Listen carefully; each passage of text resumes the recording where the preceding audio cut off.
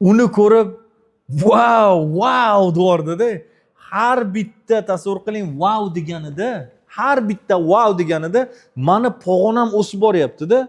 Mendagi ichimdagi uverenness o'sib boryapti. Tushunyapsizmi? Mana bu juda muhim. Xullas bir necha yil oldin men aytdim sizlarga, Plet va Adyala bilan shug'ullanamiz.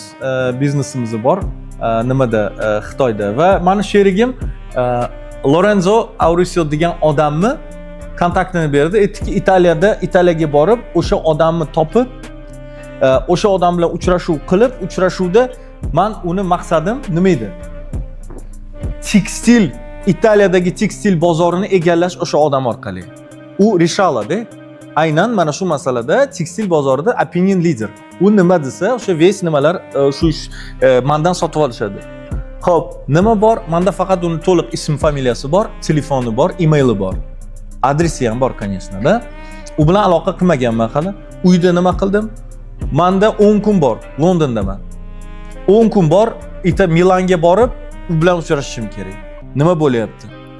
10 kun vaqt jarayonida yaxshilab buni o'rgandim. Qaysi ma'noda? Ism, familiyasini Facebookdan topdim. Rasmlarini ko'rib chiqdim. Da qaysi gruppalarda, qaysi Facebook gruppalarida a'zo u. Boshqa hammasini o'rganib chiqqanimdan keyin qarasam, Chelseaga nima ekan, bolelshik ekan u odam. Hayron bo'ldim, Milanda bo'lib turib, lekin Chelseaga bolet qilar ekan. Keyin undan tashqari qarasam, mashinasining rangi oranjovoy tsvet. Olov rangi. Ko'p joylarda olov rangli narsalar kiygan, o'sha oranjovoy tsvet narsalar kiyganda. Bu ikkinchi xulosam.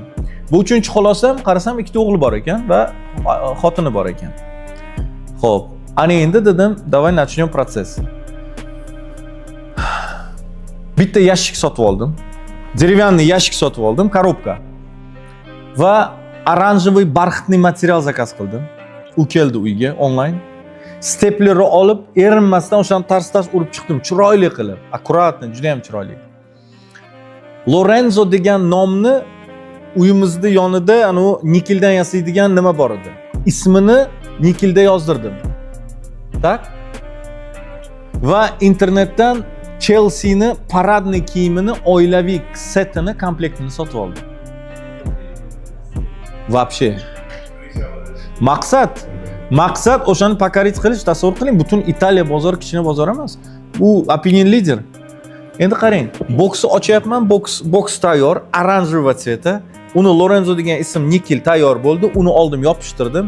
Ichiga anaqani, Chelsea'ni kiyimlari keldi, soldim, и всё, закрыл.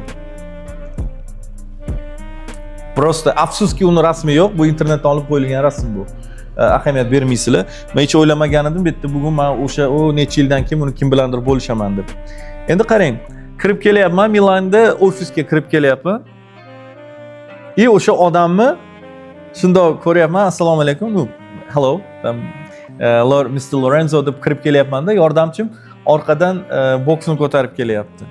Kechirasiz, sizga bir kichkina sovg'amiz bor edi, deyapman-da. Kichkina sovg'amiz bor edi deganimda, shunda eshik ochilyapti.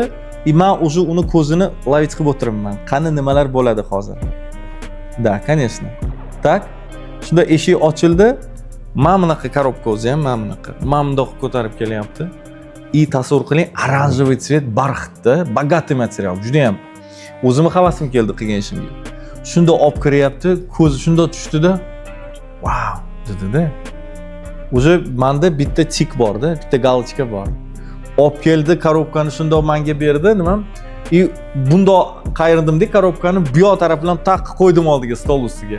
Ismi nikel bilan yozilgan. Shundoq ko'rdi-da, wow dedi-da. O'sha menda двойной галочка bo'lyapti-da. Endi dedim, ichini ochib ko'ring.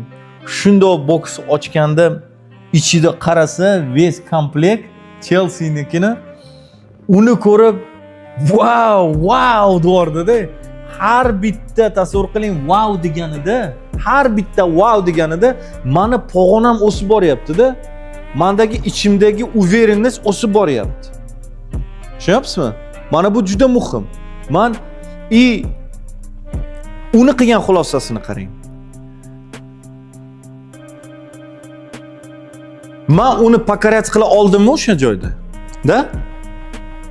Wow, bir nechta wow'ini oldimmi? Tiklarini olib bo'ldimmi? Bo'ldi, u meniki.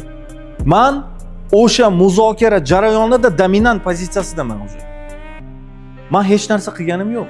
Bugun, конечно, Lorenzo Auricio meni Italiyadagi partnyorim. Mana necha yil bo'ldi? 10 yilga yaqin bo'ladi. U bugungi kundagi partnyorim, u biza chotki ishlab yuribmiz u bilan.